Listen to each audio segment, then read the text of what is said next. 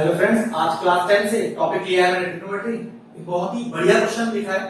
Tough question ही समझ लीजिए proving का। तो करते हैं स्टार्ट। प्रूविंग करनी है आपको तो नियम याद रखिए किस तरह से बोर्ड एग्जाम में लिखेंगे आप। सबसे पहले आंसर शीट पर अपना पूरा क्वेश्चन कॉपी करेंगे, कर लिया जो है। उसके बाद एलएचएस लिखेंगे और एलएचएस कॉपी करेंगे। तो चलिए मैं मान लेता हूं कि मैंने एलएचएस लिखकर क्वेश्चन कॉपी कर लिया है। एलएचएस लिखा और मैं यहां से इक्वल टू हटा देता हूं। ठीक है, अब मैंने अपना एक तरह से एलएचएस कॉपी कर लिया है। अब क्या करना है, सबसे पहले ये देखिए क्या ये क्वेश्चन मोस्ट इंपॉर्टेंट की लिस्ट वाला क्वेश्चन तो नहीं है।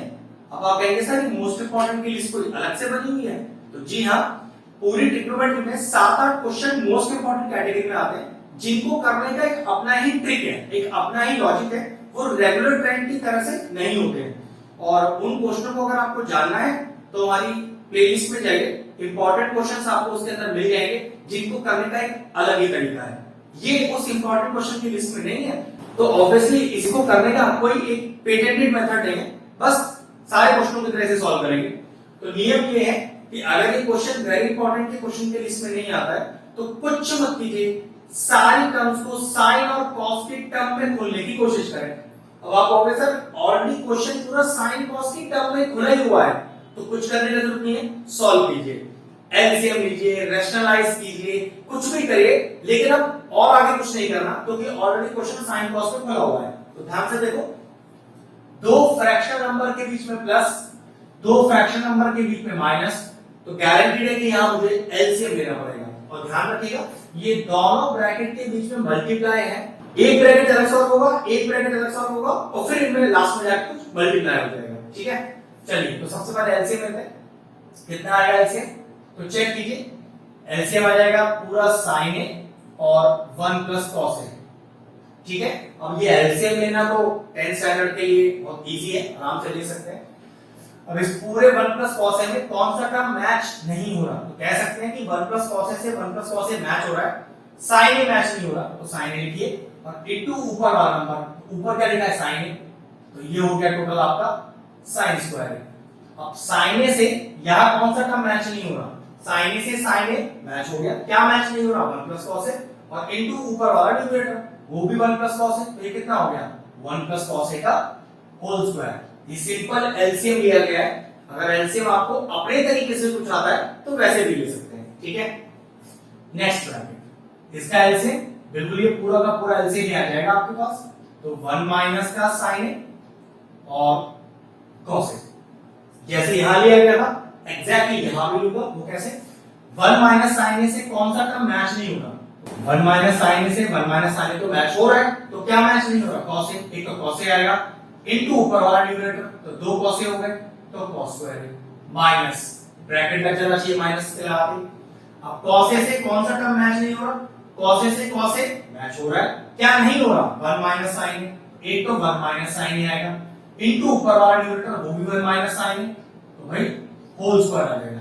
यही होता है एलसीएम लेने का प्रॉपर तरीका। चलिए यहां पर बोलते हैं, तो ये हो गया sin square plus a plus b का होल स्क्वायर, तो फॉर्मूला होता है a square plus b square और प्लस 2ab होल अपॉन, नीचे कोई काम नहीं है, एज इट इज बस कॉपी कर दीजिए, ये लीजिए।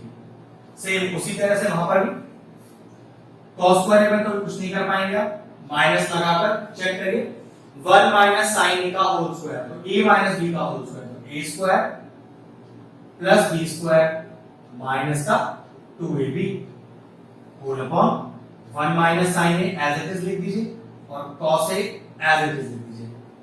ठीक है, अब जरा ध्यान से देखें, sin square a plus cos square a, तो what is sin square a plus cos square a, 1, एक 1 पहले से लिखा हुआ है, तो 1 plus 1 2 plus 2 cos a whole upon sin a 1 plus cos a।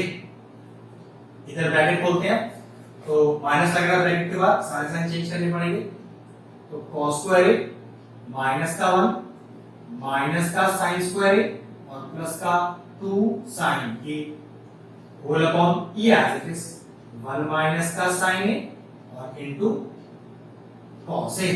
ठीक है, अब जरा ध्यान से देखो, न्यूमरेटर में से 2 कॉमन आ रहा है, क्या बचेगा 1 प्लस कॉस ए ब्रैकेट के अंदर, और नीचे का सब कुछ एज इट इज। ठीक है, अब चेक करो, यहां साइन ए है, यहां साइन स्क्वायर है, ये अकेला एक कॉस स्क्वायर है, तो कुछ ऐसा करो कि कॉस स्क्वायर को भी साइन की फॉर्म में बना लो। अब कॉस स्क्वायर को क्या लिख सकते हैं, 1 माइनस का साइन स्क्वायर है, तो देखिएगा 1 माइनस का साइन स्क्वायर है माइनस 1 माइनस का साइन स्क्वायर है प्लस का 2 साइन ए होल अपॉन 1 माइनस का sign A into cos A. कहने का मतलब है कि सारे टर्म सिंगल रेशियो बना लिए। अब सारे के सारे मैंने साइन ए बना लिए। अगर मान लो सारे कॉस बनने में फायदा होता तो मैं फिर क्या करता, सबको कॉस बनाने की कोशिश करता। अगला स्टेप देखो, ये 1 plus cos A 1 plus cos से कट गया, तो क्या बचा 2 अपॉन साइन ए। पहला ब्रैकेट तो बिल्कुल सॉल्व हो ही चुका है। नेक्स्ट देखिए, -1 से +1 कट गया, ये क्या बचा माइनस का साइन स्क्वायर है माइनस का साइन स्क्वायर है, तो ये हो गया माइनस का 2 साइन स्क्वायर है माइनस का 2 साइन स्क्वायर है और प्लस का 2 साइन ए होल अपॉन 1 माइनस का sign A into cos A. अब इसका कुछ नहीं हो सकता, अभी इसे तो आप डायरेक्टली कॉपी कर दीजिए, मेन सारा काम तो सेकंड ब्रैकेट में रह गया। अब यहां से अगर मैं कॉमन लेना चाहूं तो 2 साइन ए कॉमन आ सकता है, ध्यान से देख लीजिए, 2 दोनों में मौजूद है, बाहर आ गया। यहां 2 साइन ए है, यहां सिंगल साइन है, तो एक साइन बाहर आ गया, तो अंदर क्या बचा देखो, ये 2 बाहर है और 2 में से एक साइन बाहर, तो एक साइन रह जाएगा और एक माइनस रह जाएगा, तो माइनस का साइन है। 2 और साइन है दोनों के दोनों बाहर है, तो पक्की बात है बचेगा 1 और plus sine as it is. नीचे जो लिखा है एज इट इज लिख दो, उसे कोई चेंज नहीं करना उसमें। अब जरा ध्यान से देखना, 1 माइनस साइन है 1 माइनस साइन है लिखा तो एग्जैक्ट सेम है, ये लीजिए ये भी कट गया। और देखिएगा ये साइन ए से ये वाला साइन ए कट गया, क्या बचा 2 2 जा 4 अपॉन cos ए, और cos का रिवर्स कितना होगा sec ए, 4 sec ए। चेक करो क्या लाना था RHS में, 4 sec ए लाना था, तो लिखा मैंने is equal to RHS। Proof तो हो गया। अब लास्ट में छोड़ना कैसे है question, since LHS is equal to RHS hence proved. ये लीजिए हो गया पूरा क्वेश्चन सॉल्व।